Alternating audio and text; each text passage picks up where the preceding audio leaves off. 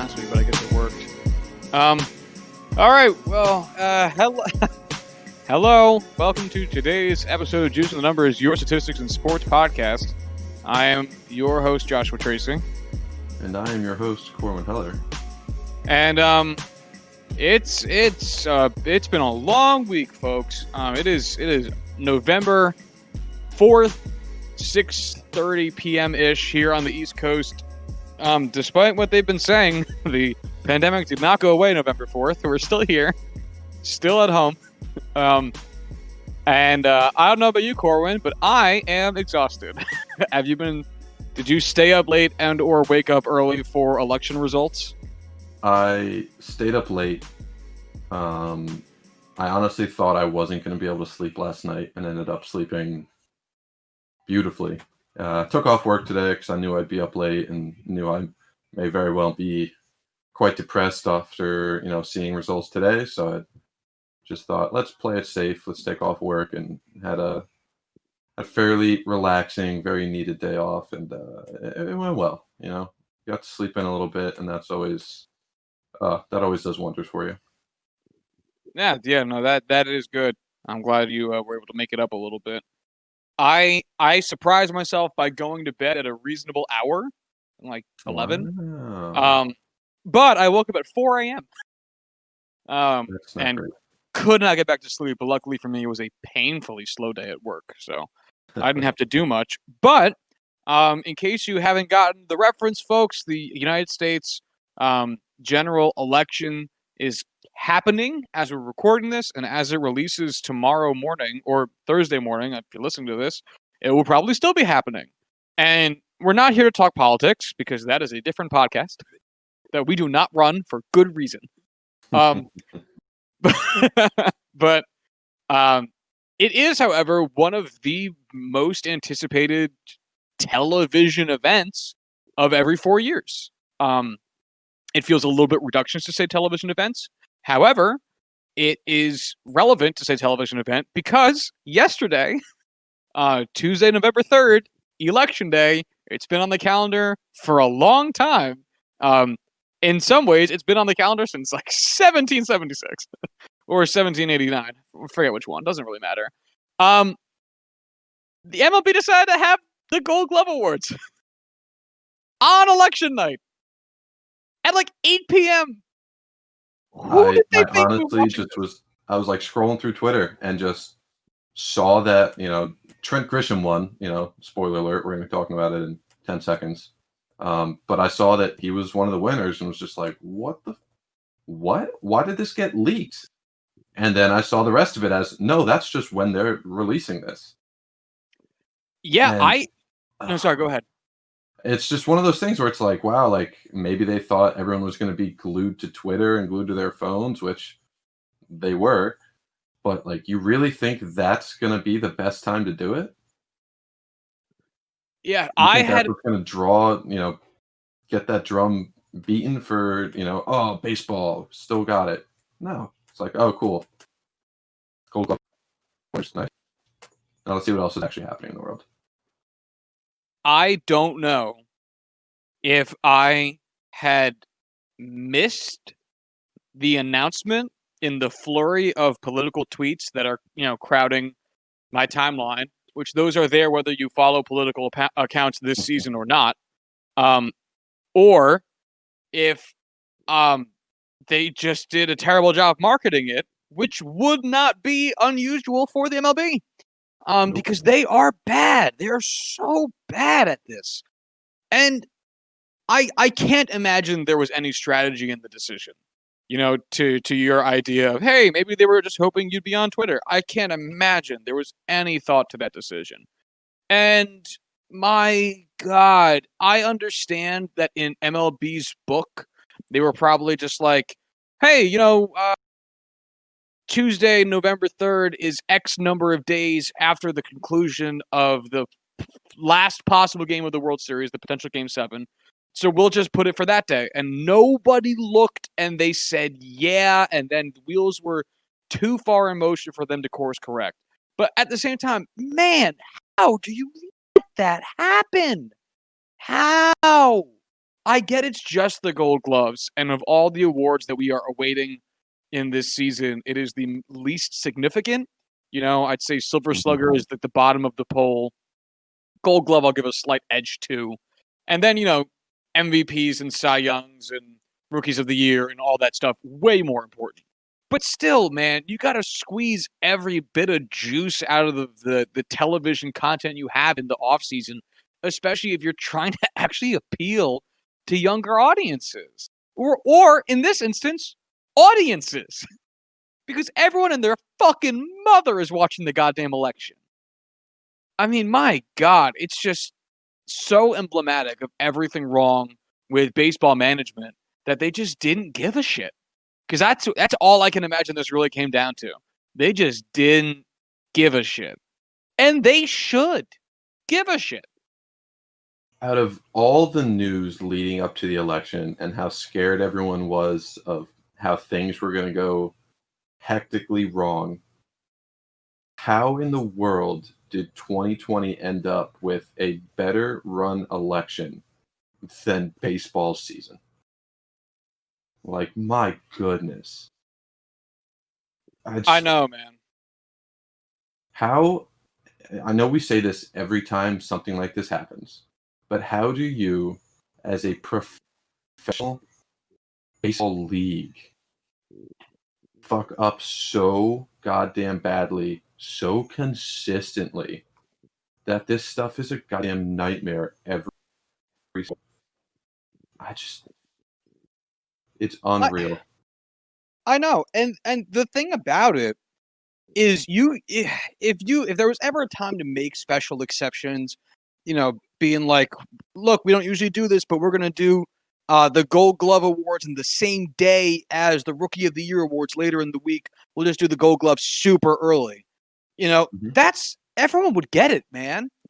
Because so we're going to talk about the NFL trade deadline soon. The trade deadline was also on Tuesday. Yeah. Yes. But the trade deadline ended at what, like 3:00 in the afternoon? 4. I want to say 4? 4. Even better.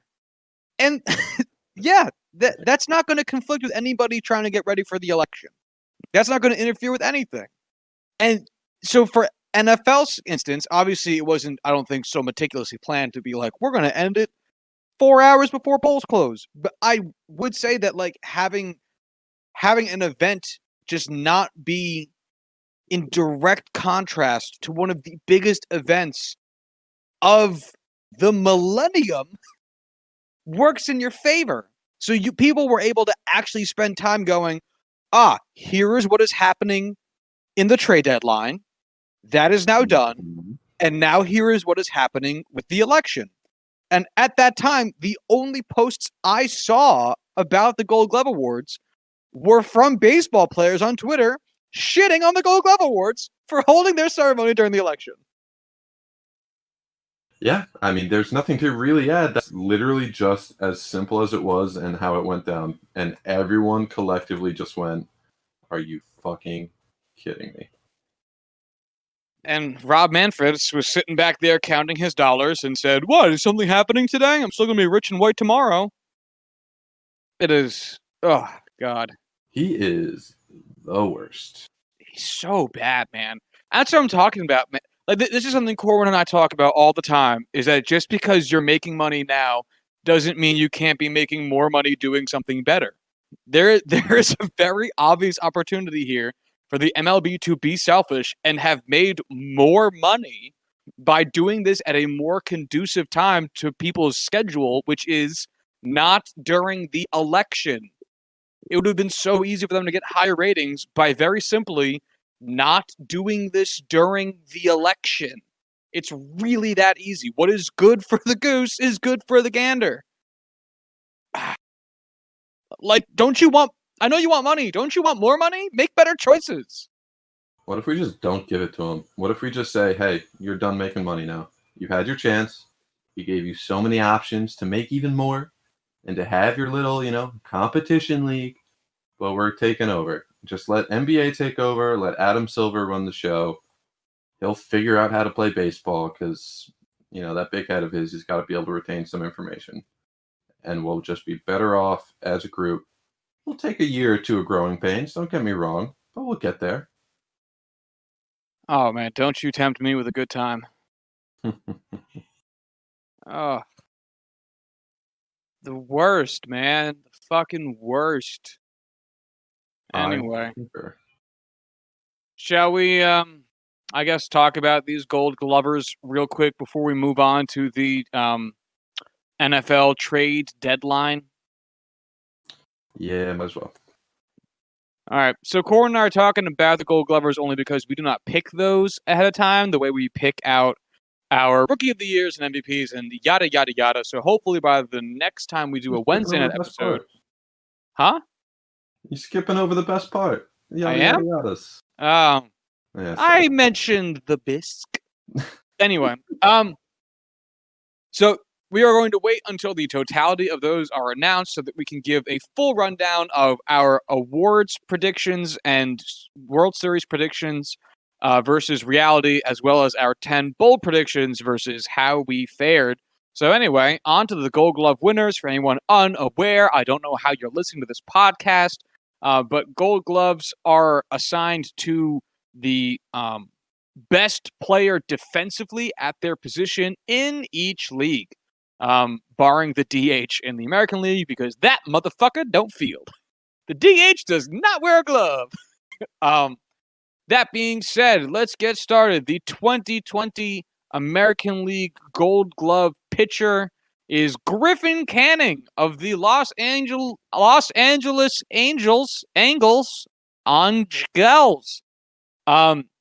He had 1.1 WAR on the season. And I wonder how much of that's D-WAR? Does that even show up? I don't see it. So I'm gonna say no. I don't register Griffin Canning as being a good defender, which I'm not saying makes him bad. It just makes me saying I don't think of him at all. Do you? Not really. All right. I mean, it's one of those things where it's like, I know Griffin Canning, the player. I know him, through fantasy and just through following baseball this year, whatever. At no point did I think, yes, I think he's a shoo-in for the Gold Glove. Yeah, he's not like Masahiro Tanaka or Dallas Keuchel, who are dudes that you always think of as being like good defenders. I don't really care about this, but it feels like Angels fans can use all the wins they can get. So good for you, Angels fans. The National League pitcher who was our Gold Glove winner this year is Max Fried of the Braves. Sure. Yeah. He had a great season, so I'm glad he got it.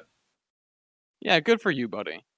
The American League catcher, Gold Glove catcher, is Roberto Perez, who of the Cleveland Indians, who finished the season with 0.1 WAR. Almost all of that coming from his D-WAR at 0.6. I mean, this is his 8th win in the last 9 years. He's, sorry, I'm very stupid. I'm adding Salvador Perez's.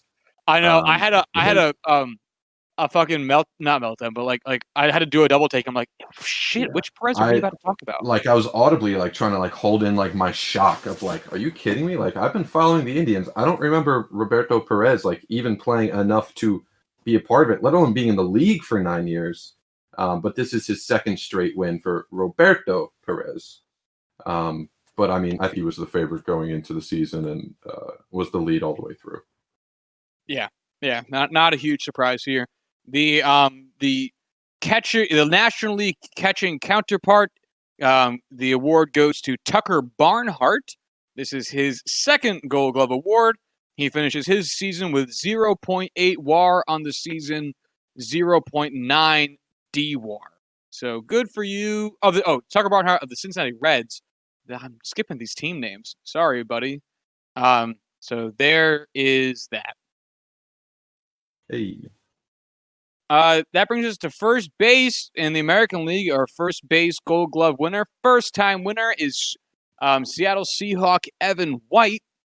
who finished the season with a negative 0.1 WAR and an accompanying DWAR of 0.4. Yeah, I honestly can't say I followed much of Evan White throughout the season. I know he's a young Lit- guy, and it comes with his ups and downs. But I honestly didn't think he was having that spectacular of a year. I literally don't think I've heard this name mentioned before. He finished the season with a 67 OPS plus, so I'm tempted to say that's Yeah, bad. But tempted, but you're not going to commit to it.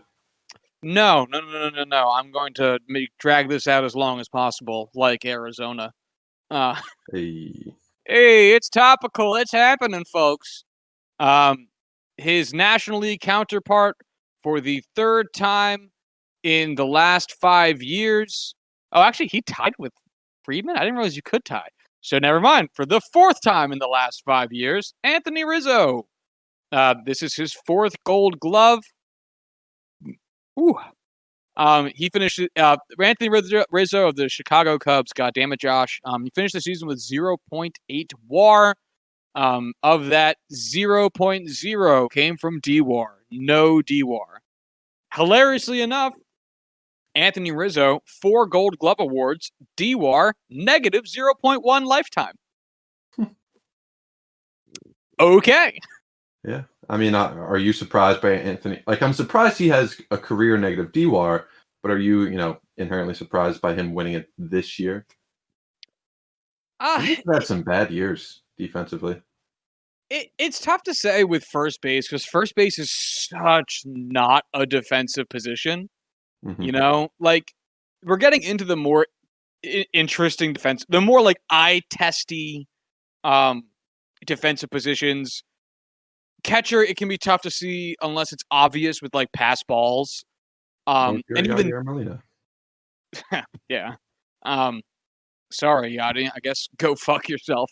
But for real, go fuck yourself. But and even then with the pass balls, it can be tough. Like if you have to process that in your mind of like, all right, was that a pass ball or was that a wild pitch? Like, where are we at with this? AKA the Gary Sanchez conversation. Mm-hmm. First base, it's like the same thing as like, did he not come up with that because it was a bad throw, or did he not come up with that pick because he's a bad first baseman? Like, where are we assigning blame? But when it comes to second, third, short in the outfield, it's usually more obvious. So the idea that Rizzo had a 0 WAR season or whatever, or the fact that fucking Evans or White, Evan White won it in Seattle, and I don't know who that is, doesn't surprise me given that position. It's just so random. Yeah, I feel you. I don't disagree. Cool, buddy. I'm glad we're on the same page. All right, then let's take this over to second base. The American League Gold Glove winner, first time, Cesar Hernandez of the Cleveland Indians. That's the Indians' second win of the night. Cesar finished the 2020 season with 1.5 WAR and a DWAR of 0.8. Good for you, Cesar. Yeah. Again, Yeah, I didn't really notice that his defense was, exceptional this year, for what I did watch, of the Indians, but he's always been a fairly good defender in my mind. At least I think of him as being a good defender. So, which is really how much, it's just really what counts when it comes to the Gold Glove award. Right. And I mean, that's how the voting goes in the first place. So, yeah, truly. And that's going to go the same for the next guy, the National League counterpart, second baseman out of St. Louis, two-time, his second Gold Glove, Colton Wong, who finished the season with a 1.1 WAR and a DWAR of also 0.8. Another guy I also think of as being defensively good, but that's just what I kind of have in my head. I definitely know Colton Wong's a plus defender. I will say, did he get released or was his option just not picked up for next year? Option not picked up. Okay. Which makes sense, but also hurts. Right. And, looking at the numbers and seeing it all, like, I don't blame them because while he is a very good defender, offensively, he definitely did not have himself a great year. I really wouldn't even say he had himself a good year. That being said, the year it is, 2020, I don't know if I could blame anyone for having a down year. Um, but Cardinals see otherwise. Yeah, I mean, I get it. He's only been better than league average twice in his career, and while he's a good defender, and he's never been a terrible bat. He's just only very rarely been a plus bat. When you are as weirdly good at making your players good, seemingly by will, as the Cardinals are, Hmm. might as well save yours. If the Cardinals are going to spend money, they're going to spend money on obvious quality, or at least what they perceive to be that, like Paul Goldschmidt. Right. Because they are a weird small market team that never feels small market because they're always good the way that a Yankees or a Red Sox or a Dodgers are, but always on a smaller budget. Anyway, moving on. The American League third base Gold Glove winner went to Isaiah Kiner Falefa. This is his first Gold Glove award. He finished the season with a 1.8 wins above replacement and a 1.3 DWAR. This is a guy who is good at third base. Really? Who would have thought? Yes. Yeah, it's literally the only thing he truly does well. If he wasn't a good third baseman, he has a career. So he had an OPS plus in 2020 of 91. He has a career OPS plus of 77. Isaiah Kiner Falefa is not a good hitter, but he is a really good fielder. I'm trying to look through his stats now, and I mean, granted, he's still a young guy, but yeah, that's not encouraging. The numbers that he's rocking. Granted, you can get a lot worse than 91, and I used to be a fan of the Pirates, so I know that very well. Yeah, well, in 2019, his OPS plus was 58, so yes, it can get worse. Oh man. Yeah, that's rough. Rough, my guy. The National League winner for Gold Glove at third base is the least surprising pick of the night, Nolan Arenado, his 8th Gold Glove award. Also a 3-time Platinum Glove winner, which goes to the best fielder in all of baseball, Nolan Arenado of the Colorado Rockies. Oh, Isaiah Falefa of the Texas Rangers. I gotta remember these fucking team names. Or to say them anyway. His DWAR this season, Arenado, 1.7. His total WAR for the season, 1.4. Not his best offensive season as he came in at an 84 OPS plus, but the defense certainly still there in what was definitely a very weird season. No kidding. I honestly don't know the answer to this. Did they release the Platinum Glove winners? I checked and they have not so far, which is weird because I thought they did it the same night as the Gold Gloves. They're waiting for the midterm elections. Yeah, they're waiting for the actual acceptance speech by whomever wins, so they can sneak the Platinum Glove into there, try to siphon away some viewers from whomever is giving their acceptance speech. Anyway, Oh boy, don't you hate it? Don't you wanna die? All right, the American League. Wow, really? Shortstop Gold Glove award this season went to Seattle Mariners again. J.P. Crawford, his first Gold Glove award. He finished the season with 1.4 wins above replacement, 0.9 DWAR. Yeah, he's a young dude. I totally forgot he was on the Mariners. And yet here we are. Yeah, I honestly, when I first saw this, I was thinking immediately, Brandon Crawford, and I was like, how the fuck did that 90-year-old man win a Gold Glove this year? And how did I not even know he was still in baseball? I mean, I know he's still in baseball, but you know what I mean. Yeah, I know what you mean. But no, this is not Brandon Crawford. JP. This is the other Crawford on the West Coast that plays shortstop. Because nothing is going to be easy. He's beating out Kenner Favela by a single OPS. I love that terminology. 1 OPS, please, sir. Of course. Nothing but. The nationally counterpart for the shortstop Gold Glove award. This is his first Gold Glove somehow from the Chicago Cubs, Javier Baez. He finished the season with 0.6 WAR on the year. His DWAR came in at 1.0. If you're going to yourself, wow, how bad was he? His OPS plus this season was 59, the worst of his career, barring his rookie season in 2014. So that I did not know. That is fresh news, and boy, that is fucking insanity. yeah, yes, it is. And what's crazy about it, especially, isn't even necessarily the drop off in batting average and on base percentage, which are tied together, but I figured I would just say both. Mhm. It's really the drop in his slugging. You know, his slugging had improved just about every season up until this year, when his batting average dropped 78 points from 281 to 203. His OBP dropped 78 points from 316 to 238, but his slugging dropped 171 points from 531 to 360.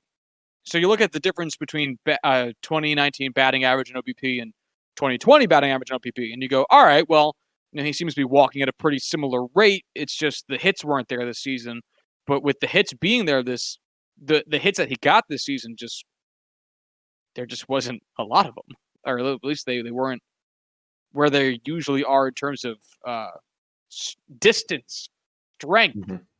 But anyway, again, weird year. It's tough to judge anybody too harshly. Yeah, no, I definitely agree with that. Oh, Uh, Javier Baez, come back. You make baseball more fun. every time I say his name, I really want to say Javier Bardem. I'm Just, 100% in dude, it's agreement. just that's just right there. There's no reason it shouldn't be Bardem. Just Yeah, change it. Javi, change your name. Change Do it. us all a favor. You would be the most fun player in baseball and on the silver screen. Yeah, there you go. Get all you need to do is break your nose and set it back really poorly. Um, Speaking of which, tune in to Juicing the Big Screen.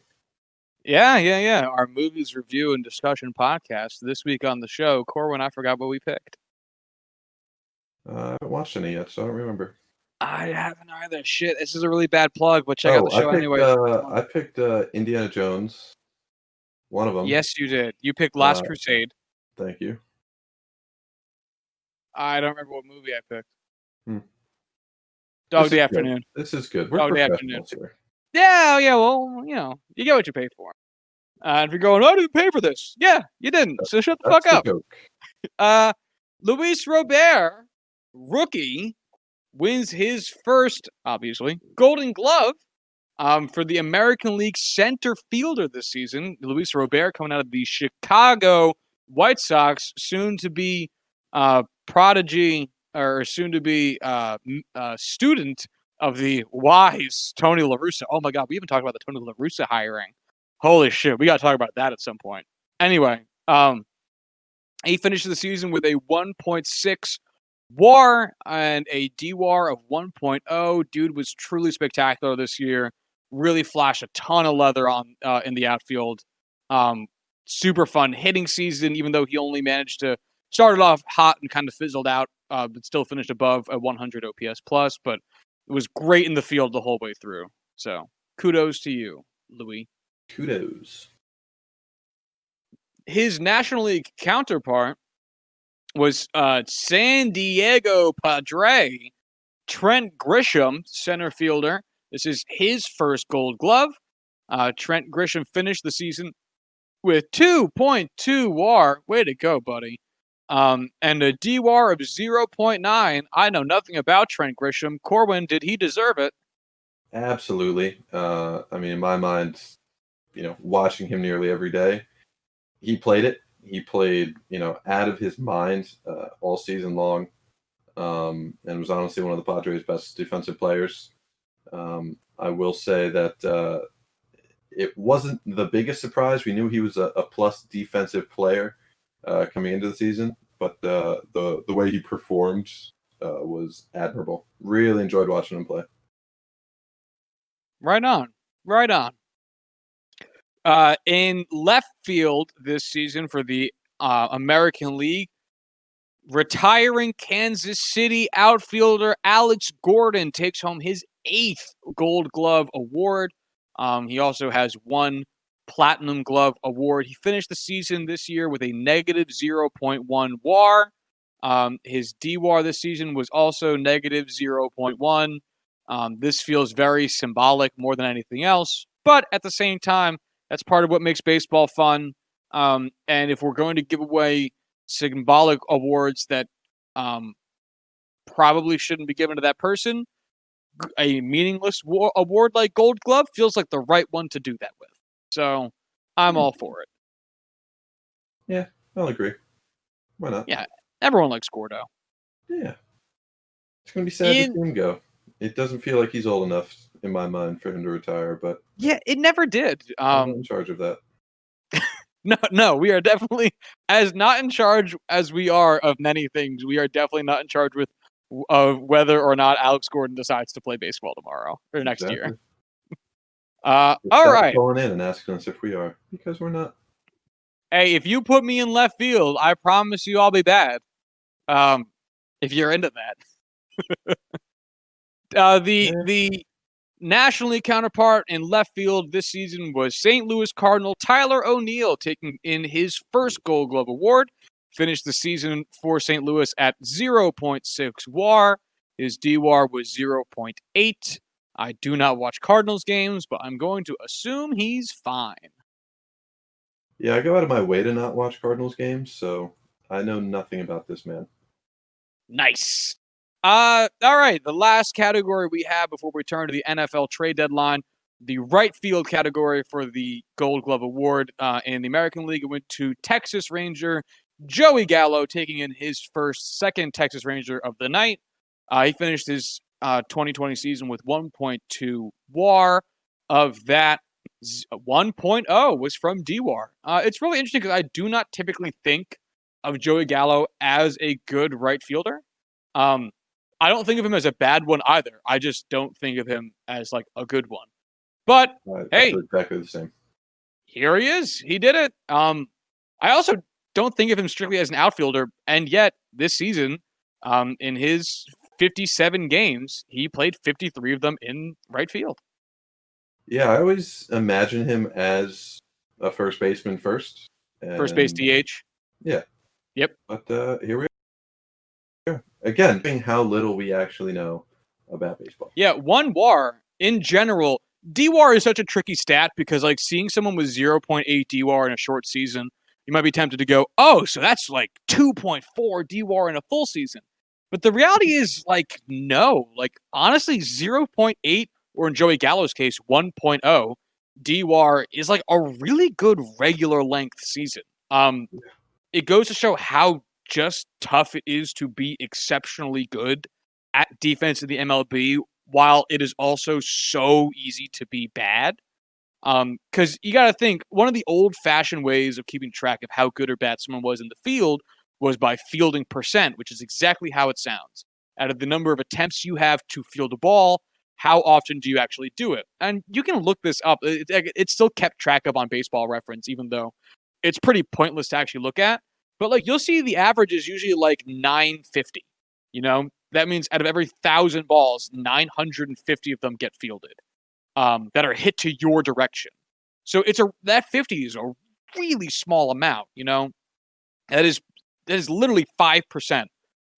So you have to be significantly better than a 5% margin of error to get a decently high DWAR, which is tough because there's not too much room to grow there. But there's a humongous amount of floor with that being worse than 95% because most numbers, 1 to 100, are below 95. That is some excellent math, Josh. Excellent math.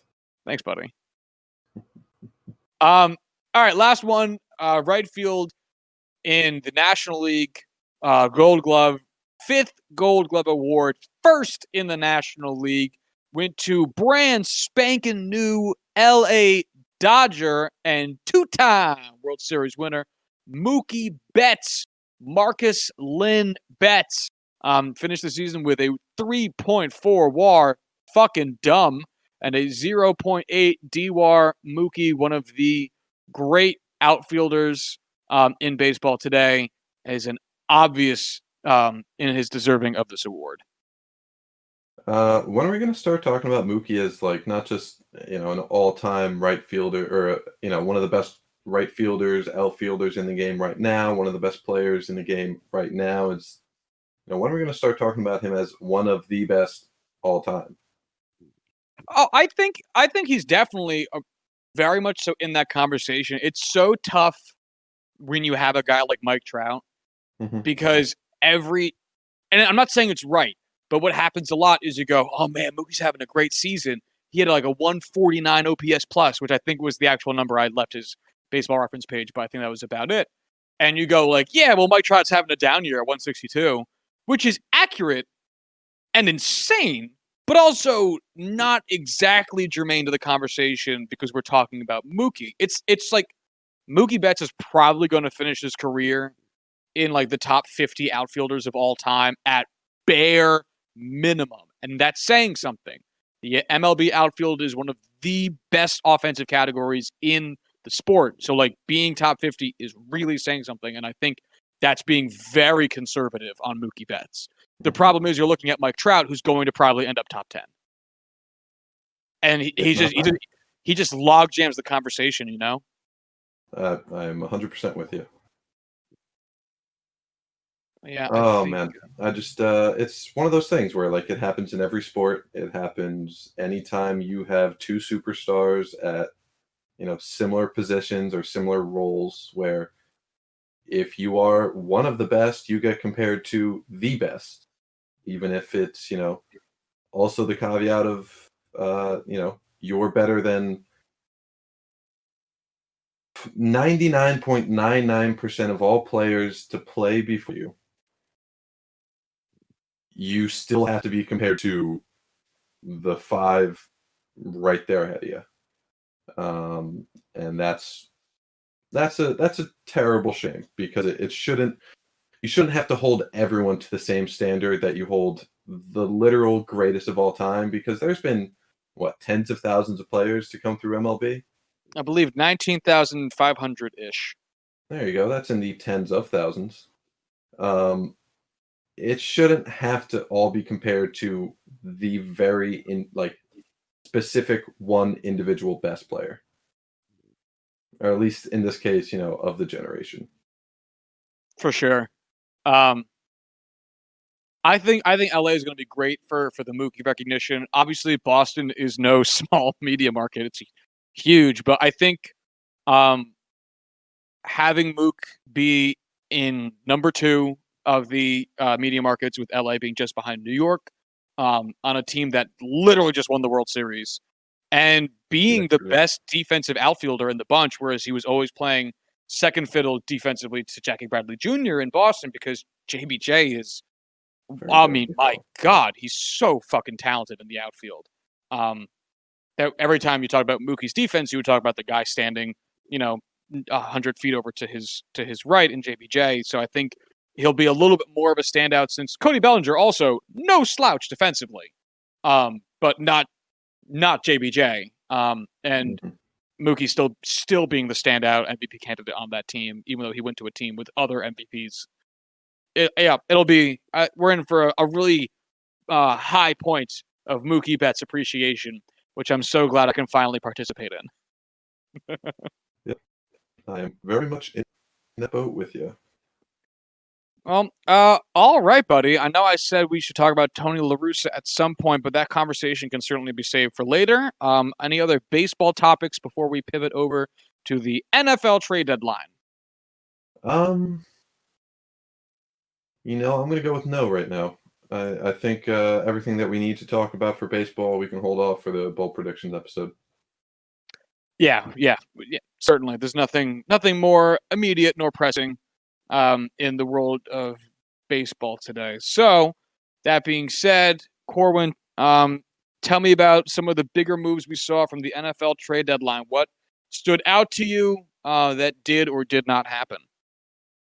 Um, I know, first off, we could start with a smaller trade that we are both connected to.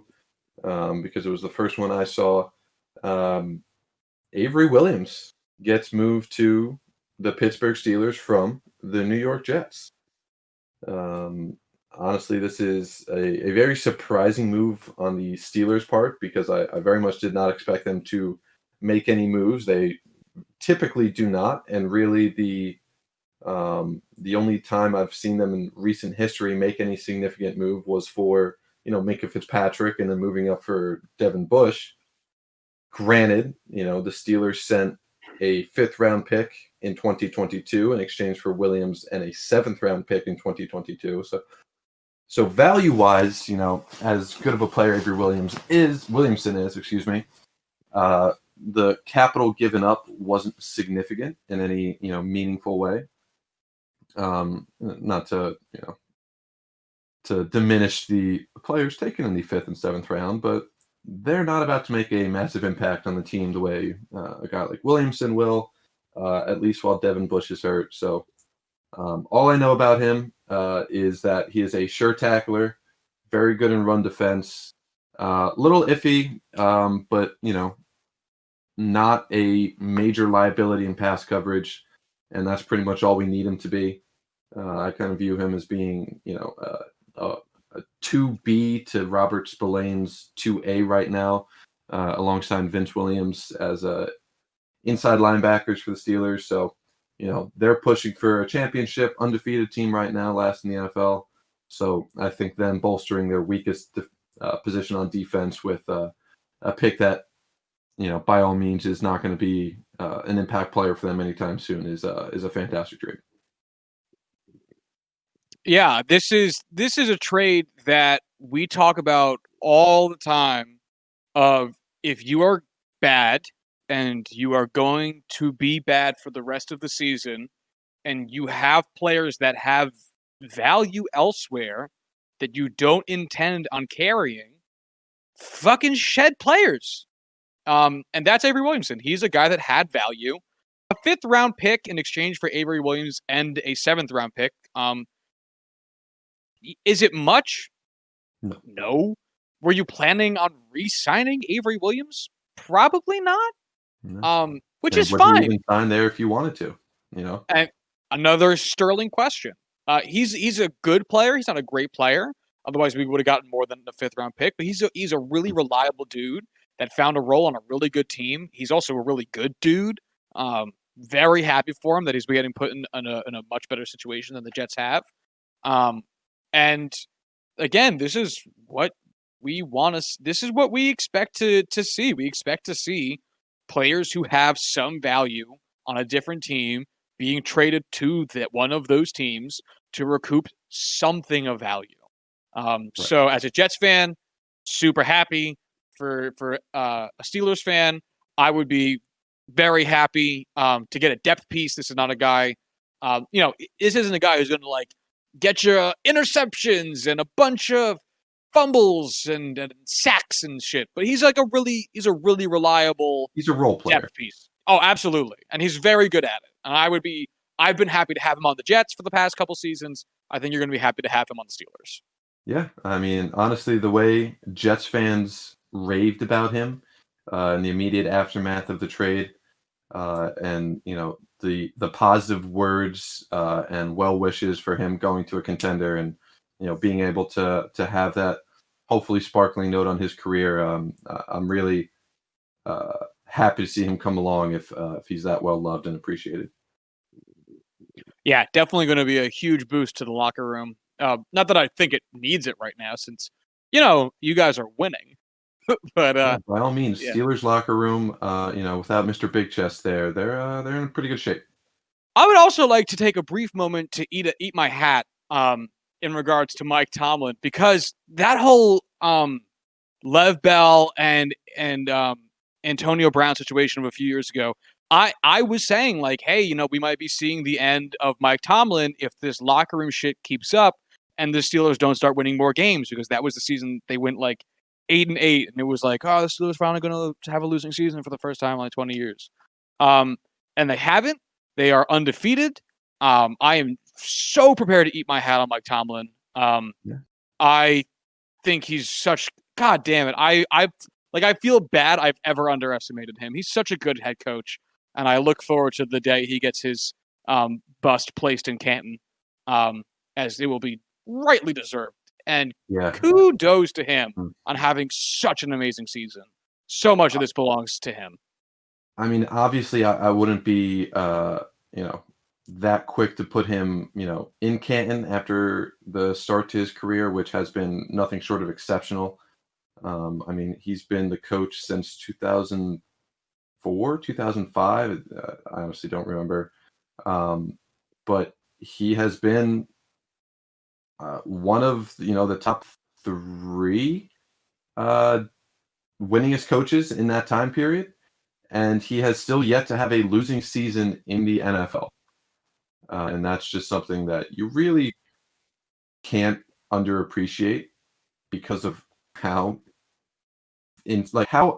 like truly insane that kind of statistic is, because that is just a run that you do not see ever.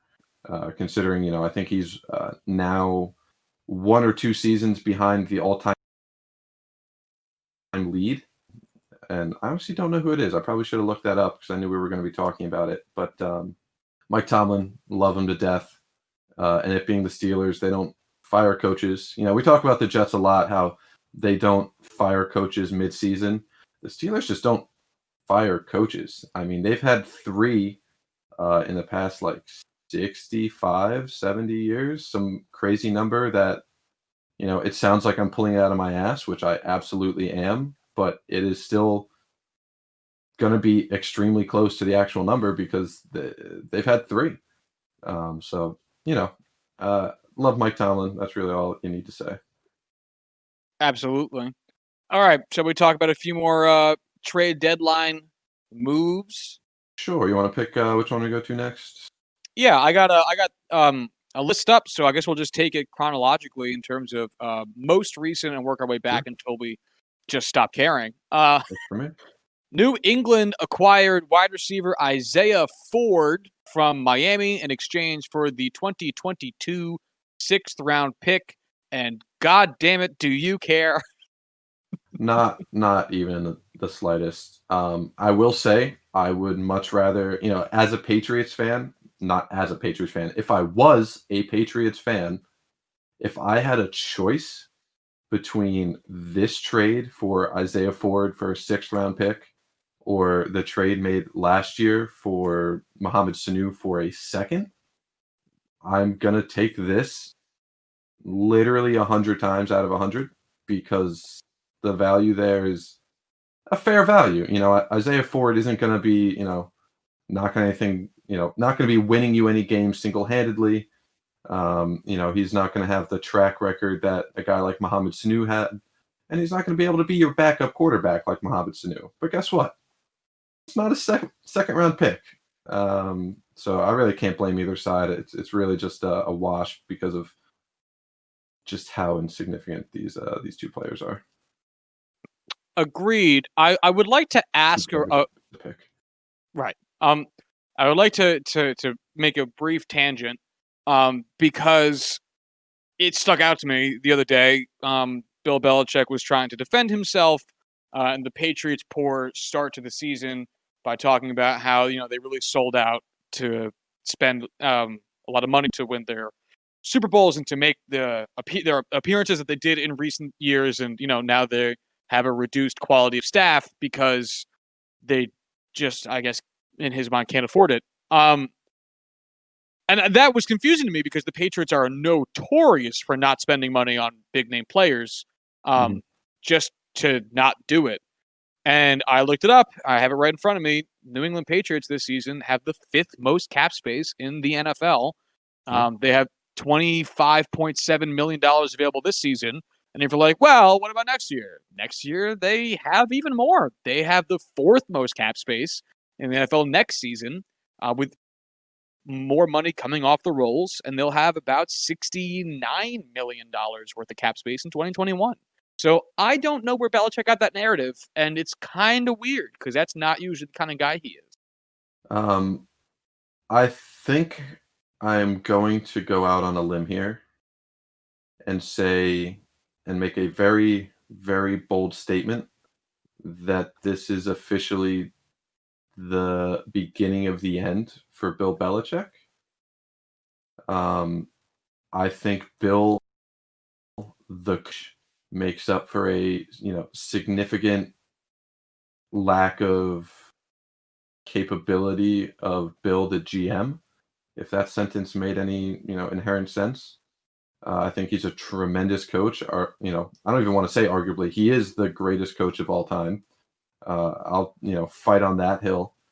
But man, him as a GM is not anything exceptional, especially not up to the reputation he carries as both head coach and general manager. And I would, go so far as to say he is a bottom half of the league, below average as a GM. He is very good at coaching to his players' strengths. Don't get me wrong, but when it comes to actual talent evaluation and free agent signings and drafting, honestly, free agent signings, I think he is still above average. He knows what guys work well with him. But I mean, as far as drafting, I mean, we've all seen his track record. It's not good.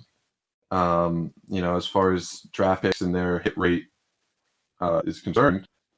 So leading into this rebuilding era where, it's pretty clear that even with Cam Newton, their team isn't able to perform up to the levels they were over the past 2 decades with Hall of Fame GOAT quarterback Tom Brady at the helm.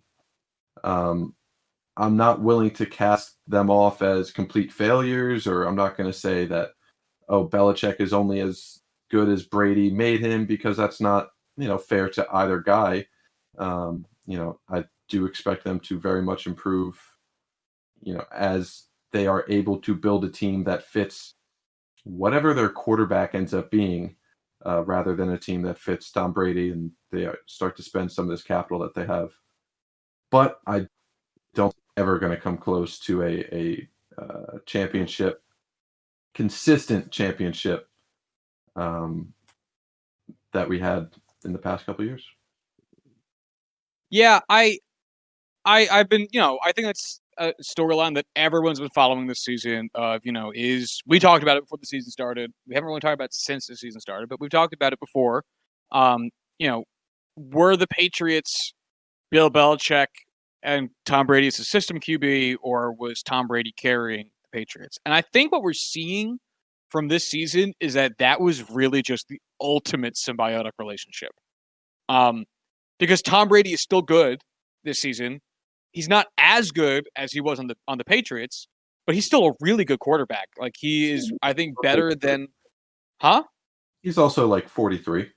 Yeah, no, like the fact he's still this effective in his mid fucking 40s is ridiculous. But the fact that he's good at all, I think really is a huge credit to him, and takes away a bunch of the narrative of Bill Belichick being bad. And if you look at Bill Belichick right now, yeah, his team's not doing very hot. But at the same time, I think the quality of the roster he's working with, he's basically coaching the fucking Jets right now, for being brutally fucking honest. But he's actually squeezing a couple wins out of that team. They're not they're not a good team on paper. They're not a bad team, but he is getting a lot out of those players. I think he's getting more out of those players than almost any other head coach might.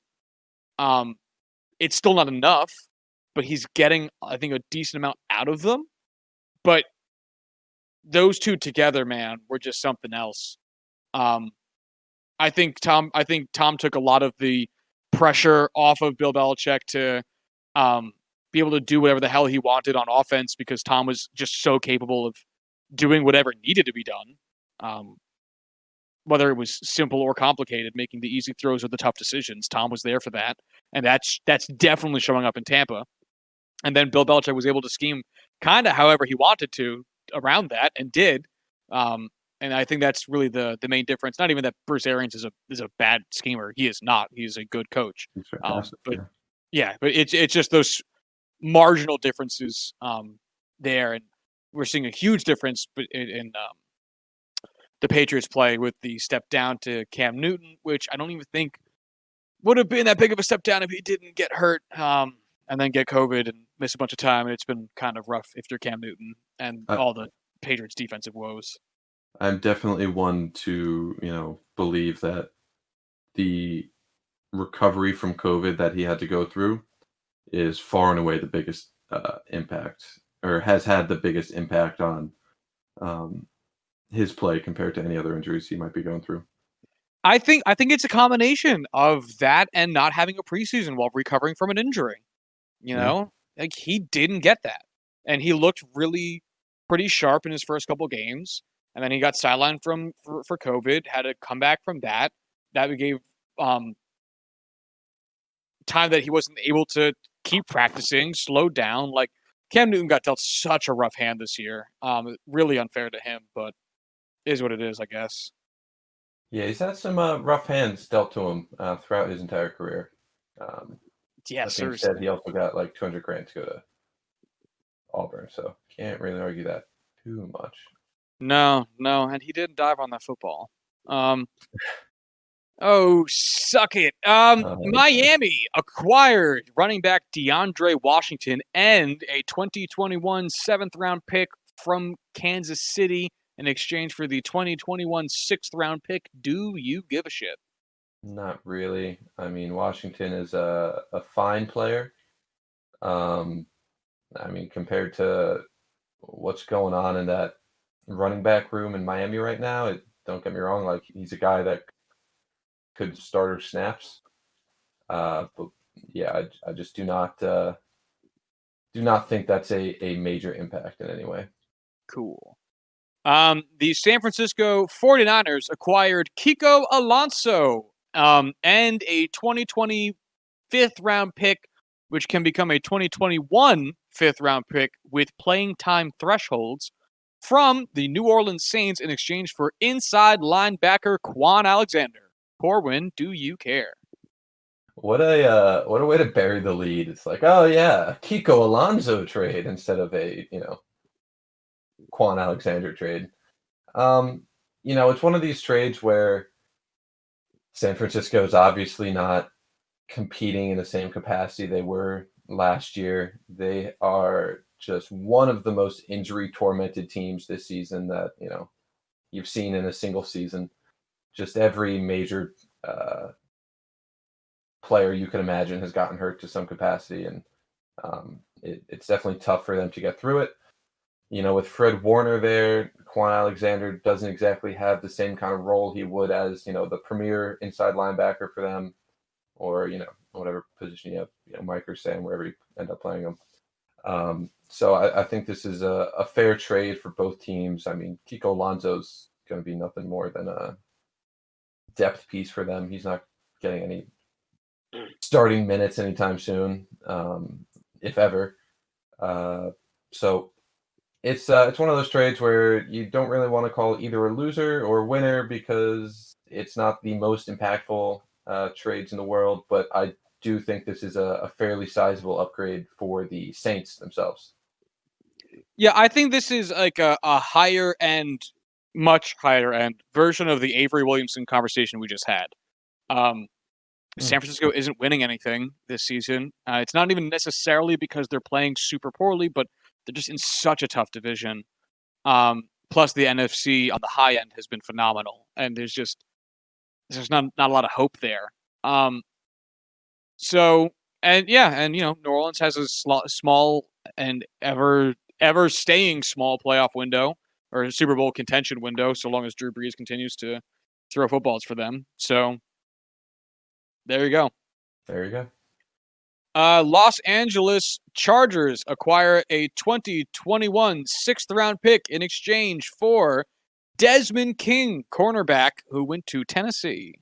Do you care? Yeah, I mean, I think this is the most impactful trade that we have at this deadline. I mean, Agreed. two years ago, Desmond King was an all-pro nickelback for the Chargers. He still plays at an exceptionally high level. It's just Lynn wasn't the biggest fan of him for whatever reason. You can't really get inside the mind of every coach and really figure that out. But at the same time, this is tremendous value for uh, for the Titans being able to get King.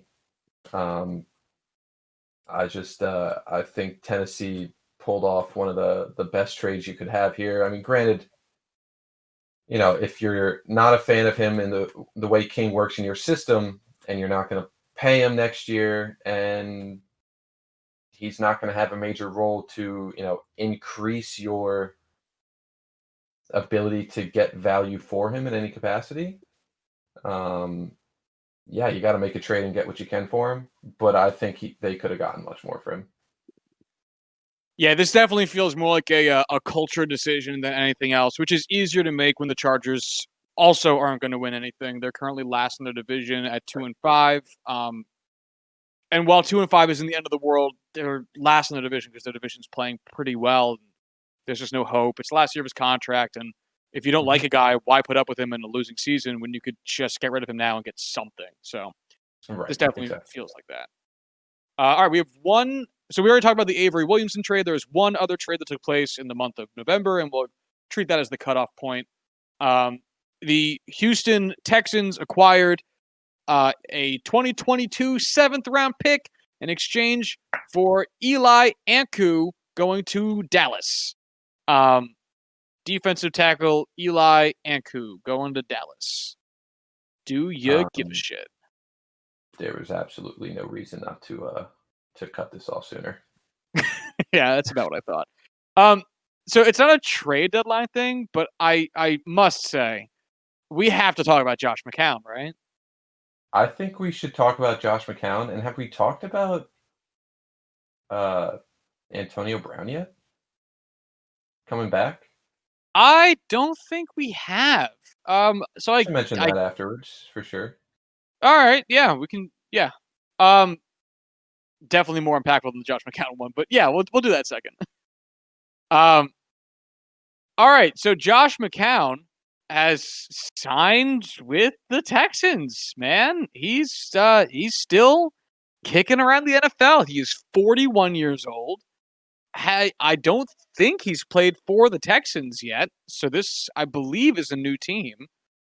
It is a 1-year, $1.05 million contract. He's going to have a cap hit of $400,000. He'll be making $550,000 because it's going to be prorated. And I don't understand why this is happening. I guess that he is a better option than what else is out there. But is Deshaun Watson hurt? I'm sorry? Is Deshaun Watson hurt? That would be the second half of I don't know what the fuck is going on there. I mean, granted, I know he was on, I want to say Philadelphia's practice squad. Yeah, I think you're right. He was on the practice squad, basically staying ready on his own, but also living, I want to say in Texas, I think, with his family, coaching, his son's like JV football team, whatever, it ends up, whatever it was. I'm confused by this one. At least I don't know. Like, I get, like, he's a good backup to have, and I get that he's better than other backup options around the NFL.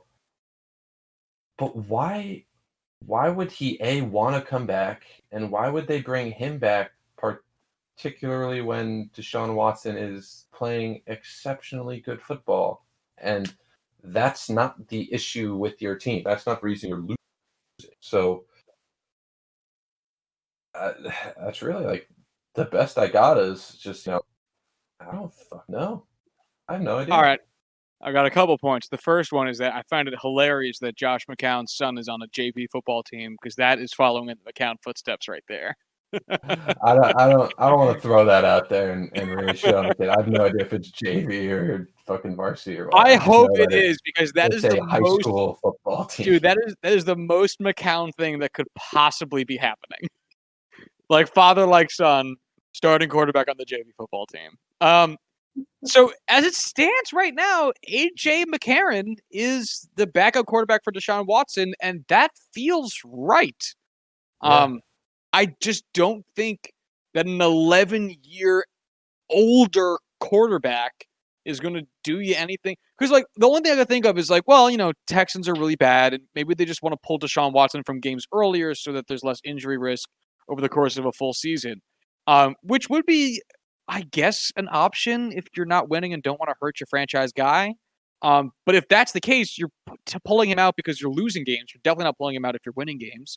And if that's the case, you don't care who you put in as long as it's not Deshaun Watson. And AJ McCarron's name is not Deshaun Watson, so you shouldn't give a shit. Absolutely. So I don't get it. If they were bringing him on as a coach, I would get it. Totally. Mm-hmm. Because it just doesn't matter. Oh At my God. what? What team is in the midst of a head coach search after recently firing their longtime head coach? The Houston Texans. Who might be a good guy to have on the inside, maybe not necessarily as a head coach, but offensive coordinator, Oh, quarterback coach. definitely at least a QB coach. That's an interesting point, man. Yeah, absolutely. He has talked about wanting to make that transition. Huh? I wouldn't be against it. I think he could be a pretty fantastic coach. That being said, I absolutely would not want to see him diving headfirst into the Houston Texans head coaching vacancy because that's not really setting him up for much success. But there are worse places he could be going. Yeah. No, I am immediately in love with this theory. I think we've just solved it. Sweet, sweet, sweet, sweet, sweet, sweet. All right, so we still have Antonio Brown. I right think that was Antonio the only Brown. other thing we had. Okay. Before we get back into it, are there any other topics that you would want to go over? Not that I can think of. Like I said, I do want to talk about Tony La Russa, but I think that's a full conversation because there's so many reasons why that hiring is ridiculous. And Right. also Would it's just not pressing. you want to save that for the bold predictions podcast and keep the baseball stuff together? That's exactly what I was thinking. Yeah. Yeah. We're on the same page So here. yeah, you know it, buddy. So that's really it, unless there's any storylines heading into this weekend's slate of football games you can think of, but I don't think so. The Steelers are playing a Cowboys team that's looked completely lost for the majority of the season, and is going to be starting a truly atrocious quarterback. I think it's either Cooper Rush or like something Gilbert, something like that. Which is Gilbert Gottfried. Gilbert Godfrey. Honestly, not the worst option. I would do an impression, but it would be super loud, and I don't want to yell in my apartment. I really think that if the Cowboys did start Gilbert fucking Gottfried at quarterback, that it would instantly become 2, 3, 4 times as more enjoyable than watching Ben DiNucci play a game. But they'd have to change their name to the Dallas Aristocrats. And I honestly think the Steelers D line would actually go easier on him because of it. I don't think they'd try to sack him. I think they would just play out to, no, because I think Gilbert Gottfried getting absolutely murdered by Bud Dupree and TJ Watt would be fucking hilarious. Well, no, they wouldn't do that. He would just make them laugh too much, and then he'd sneak by him and run his small little old man legs down the field. He'd be calling out like protections and adjustments at the line. Nobody would be able to focus because they're just laughing at like him making those kind of things.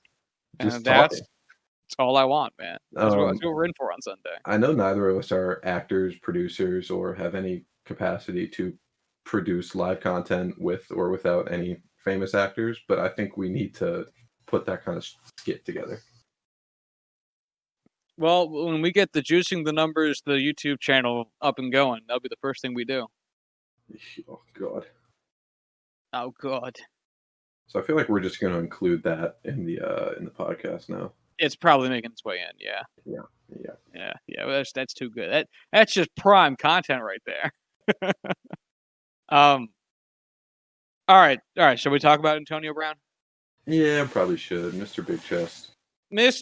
I completely forgot that was his nickname until you had said it, and I'm reminded about how fucking dumb that was at the time, and how poorly it's aged since then.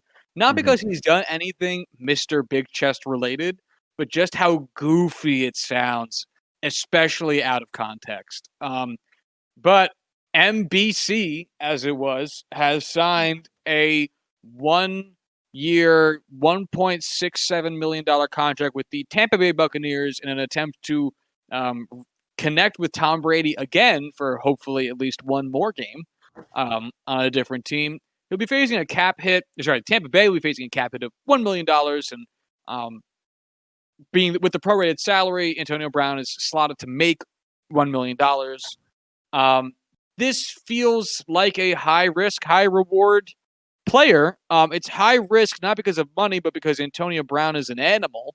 I'm genuinely shocked he's allowed to play football because of all the controversy he had been embroiled in just last season. But if Bruce Arians feels as though he can keep the locker room together in the wake of the Antonio Brown addition, and Antonio Brown can play even remotely well, because his salary is so low at $1 million, it'll immediately have value respective to money. So it's a risk in terms of just how everything on that team is put together, especially with him being so accustomed to being a wide receiver one, and that might not be his role. He is 32, but it certainly has its upside. What do you think? From a purely football perspective, I think this is a great signing for the Bucs. A $1 million deal for a 32-year-old Hall of Fame receiver. Well, would have been Hall of Fame receiver, is exceptional. Nearly on par with Cam Newton signing. I still think at 32 years old, even not playing football in what seems like 5 years, Antonio Brown is still likely, maybe not on the Bengals, but one of the top wide receivers they would have on their team. Again, though, you can't. I do want to add, though, football side, he is the exact kind of player that Tom Brady loves at wide receiver. That's why he wanted him in New England. That's why he wanted. Wait! Antonio Brown's not white. Tom Brady only throws to white people. Didn't you know that? That's why he brought Gronk with him. I totally forgot. That's on me. I should have known better. Just wait till Tampa Bay gets Braxton Berrios and Chris Hogan. Then we're talking. God. Fuck. Sorry. So football-wise, I think this is fantastic. I think it's going to work out football-wise. But of course, we don't live in a vacuum. This team is not going to operate in a vacuum. And there is so much baggage that comes along with the fact that Antonio Brown is a raging fucking psychopath. And not only would I not even consider bringing him into my locker room outright, I think in a very relaxed, non-necessarily regimented locker room and team setting like Bruce Arians runs and what it will be like in Tampa Bay, I don't think Tom Brady being there, and I don't think Antonio Brown being in the same wide receiver room as Chris Godwin and Mike Evans is going to do anything to slow down the craziness. And I know Tom says, "Oh, this is going to be a great place for him to mature." No, that was Russell Wilson that said that. So I don't even know what Tom Brady's going to do with him. Besides, also mature. We're talking about a 32-year-old man. Right. Everyone's capable of change. Blah blah blah blah blah. Anyway, this is a relatively similar, just in terms of football and dollars, conversation that we had. I don't know, 6 months ago, whenever it was announced that Cam Newton was going to the Patriots, about Cam Newton, because again, with who that player once was and how little money is being committed to that player, it really doesn't take much for that contract to be worth it. Like legit, if Antonio Brown is just a good wide receiver too, like all of a sudden this contract is phenomenal. Like it really won't take much for this to be worth it. Just in terms of yards and touchdowns to dollars and cents.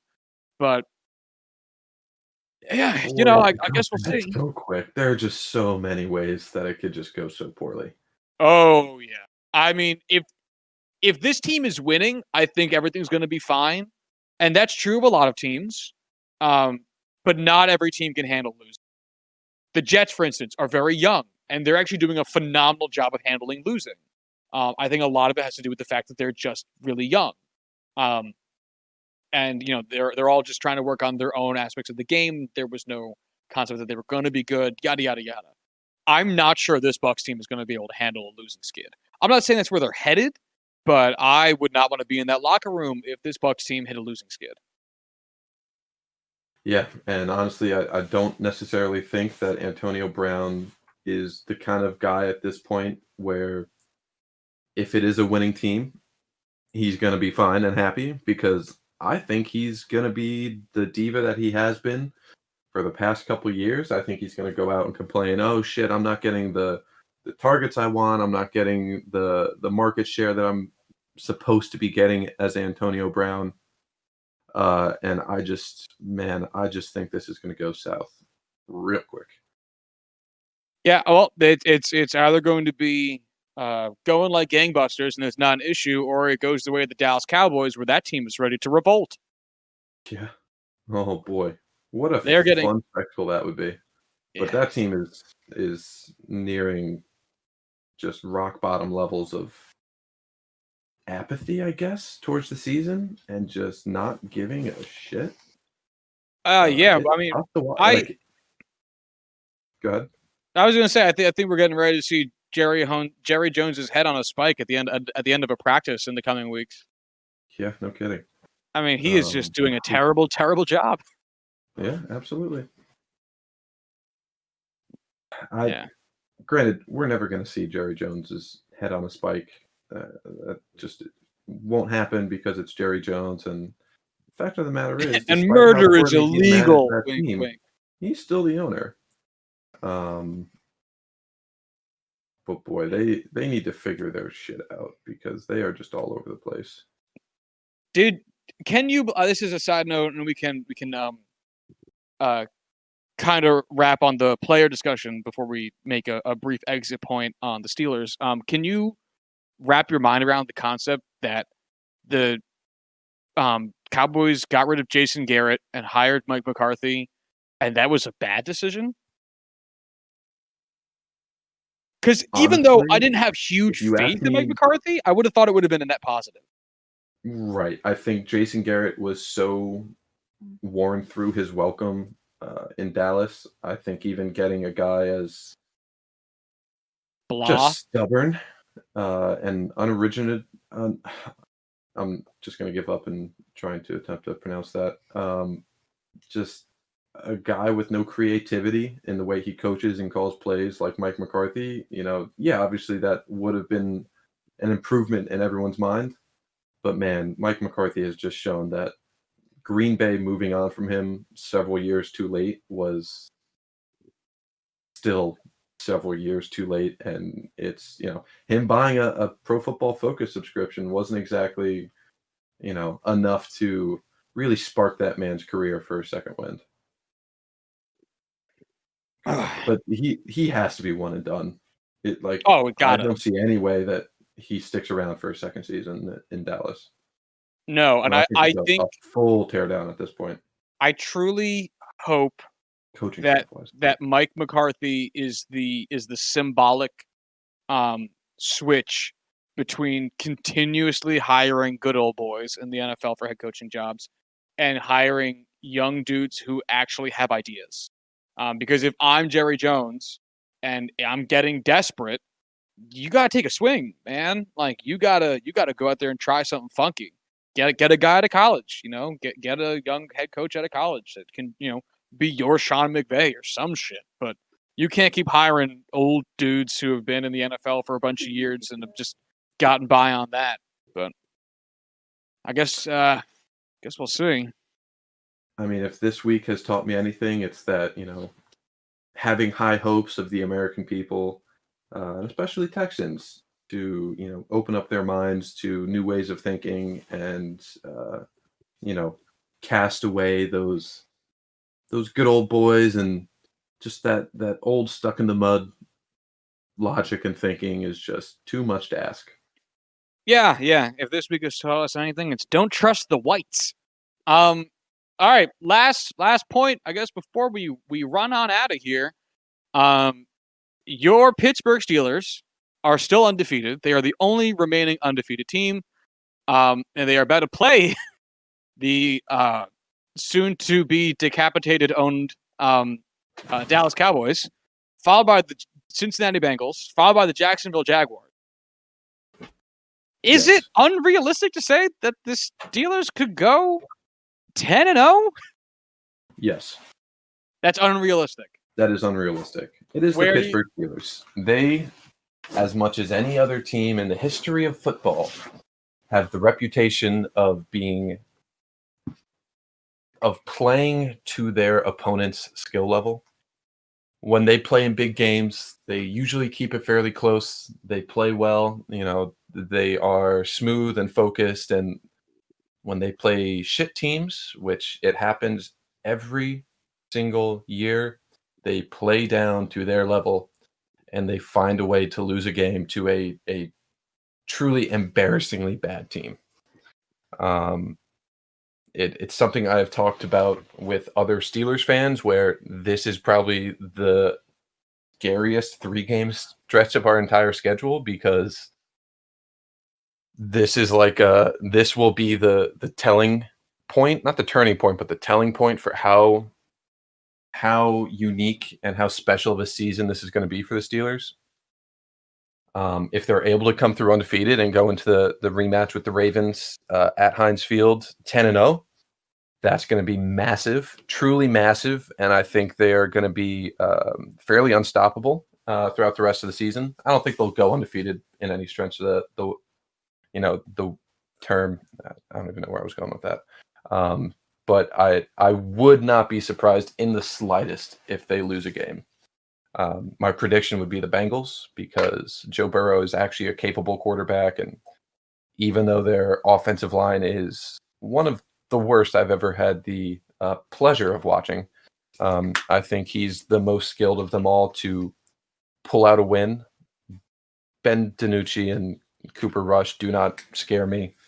The Jaguars, while I do think that could be a tougher game than you would imagine, and Gardner Minshew will likely have some magic plays, I would put my money on the Bengals.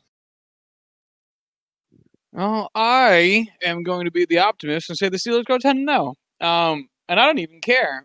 I just am shocked at how fortunate these next few games are, and combined with how damn good the Steelers are. It is so wacky, but I'm kind of here for it as a non-Steelers, as a Steelers not fan or whatever. Yeah. I mean, don't get me wrong. I still think they will go undefeated through 10 games. I do think they will win all 3 of those. But I just would not be surprised if they were the Steelers that I've known and loved for so long. But I mean, they have as complete of a team this year as I've ever seen. So this should be the year that they buck the trend. All right. I guess we will find out over the next few weeks, and we will talk about it as things happen. There's other things that have happened around the world of the NFL. There's been a ton of COVID-19 reserve placements in the NFL this week. Matt Stafford, Deebo Samuel, a few others. We will see once again if these end up being very suspicious false positives, of which I've never heard of happening more than has happened in the NFL this season. But we'll keep an eye on it, and if anything happens, we'll talk about it next week. As of right now, it's a lot of just stuff kind of coming out. Not sure there's anything to talk about yet if we don't know what the status is going to be going into either this Sunday's games or even next week's games. But so we'll leave it at that. If you want to follow the show on Twitter, you can do so at JuicingPod. If you want to hit us up via email, you can do so at juicethenumbers@gmail.com. And until Monday, y'all have a good one. Bye.